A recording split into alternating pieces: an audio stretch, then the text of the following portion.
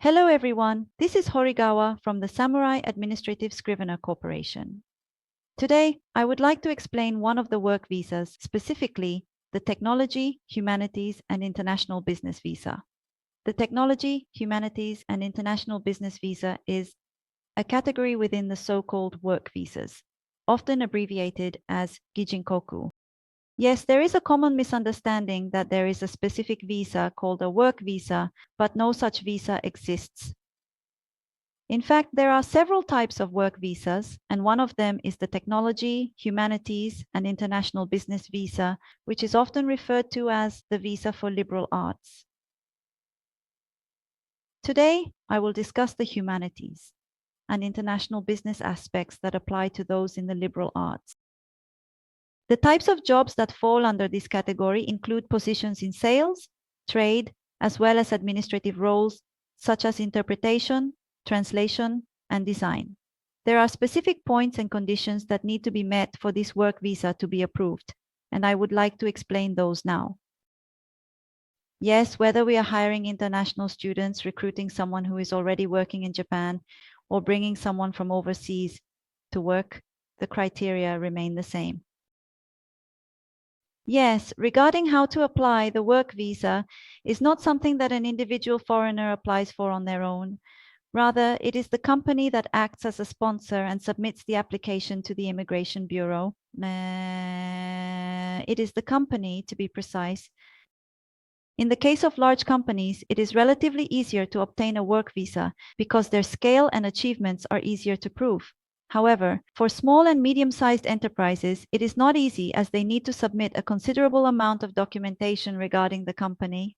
The smaller the company, the higher the difficulty in obtaining the visa. Now, let's talk about the conditions. First, the job description must be related to liberal arts occupations. Although liberal arts jobs cover a wide range, examples include interpretation and translation for international trade, as well as language teachers. Language teachers fall under international business, along with sales and general affairs. Fields such as accounting, public relations, advertising, and product development fall under the category of humanities. I think it would be good to consider this as encompassing all liberal arts jobs. Well then, let's take a detailed look at the conditions for visa approval from both the applicant's side and the company's side. First of all, regarding the conditions for the applicant who is a foreign national, the first and foremost requirement is that there is a relevance between the applicant's background and the job description. In other words, the key point in the evaluation is whether the content of the major studied at the school, whether it be a university or vocational school, can be applied to the job duties. Well, for that reason, it is important to explain in the submitted documents how the job description aligns with the selection criteria, whether through written text or materials. If the educational background and job description do not match, the immigration office will determine that the visa cannot be granted. If this explanation is insufficient or lacking, it can lead to a downturn. Regarding the background, the individual's educational history is important. Yes, this is related to liberal arts. Yes, a degree from a liberal arts university or a vocational school is required. For those who have graduated from university, submitting a graduation certificate will suffice. The vocational school has a slightly stricter review process, so you need to submit certificates of the courses you completed, as well as your academic transcripts.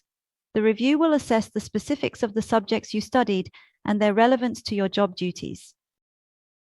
Yes, on the other hand, it is quite difficult for those whose highest educational attainment is a high school diploma to meet the approval criteria. Therefore, it will be necessary to explain in terms of years of practical experience. For positions related to international business, a minimum of 3 years of practical experience is required, while for positions related to humanities, a minimum of 10 years of practical experience is necessary. The explanation of this practical experience requires obtaining documents from the previous company where you worked. If you are unable to contact your former company, it will result in an inability to prove your years of practical experience. which means you won't be able to provide the explanation of your practical experience itself. Therefore, it is important. It is necessary to submit documents such as a certificate of employment as proof of practical experience. As for the conditions on the applicant side, one more requirement is that the applicant must have no criminal record, meaning they should not have any prior convictions. This refers to whether the foreign national has ever been caught by the police in the past. The immigration policy is that visas will not be issued to foreign nationals who have a bad record, including overstaying. Now, let's move on to the next point. Yes, let's certainly take a look at the conditions from the company's side.